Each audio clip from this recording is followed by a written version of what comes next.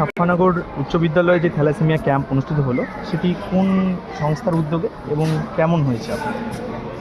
এটা খুব ভালো লাগলো যে বালুরঘাট জেলা হাসপাতালের থ্যালাসেমিয়া ইউনিট থেকে যে টিম এসছেন আপনারা, তো এটা খুবই ভালো লাগলো। এটা একটা প্রয়োজনীয় একটা সেমিনারের দরকার, যে ছেলেমেয়েরা এটা সম্পর্কে একটু জানলো এবং তাদের কোনো সমস্যা থাকলে সেগুলো আগাম তারা জানতে পারবে।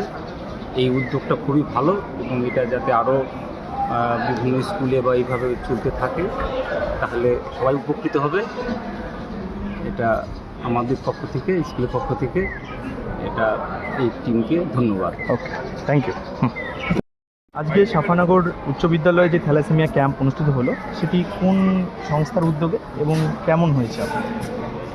এটা খুব ভালো লাগলো যে বালুরঘাট জেলা হাসপাতালের থ্যালাসেমিয়া ইউনিট থেকে যে টিম এসছেন আপনারা, তো এটা খুবই ভালো লাগলো। এটা একটা প্রয়োজনীয় একটা সেমিনারের দরকার, যে ছেলেমেয়েরা এটা সম্পর্কে একটু জানলো এবং তাদের কোনো সমস্যা থাকলে সেগুলো আগাম তারা জানতে পারবে।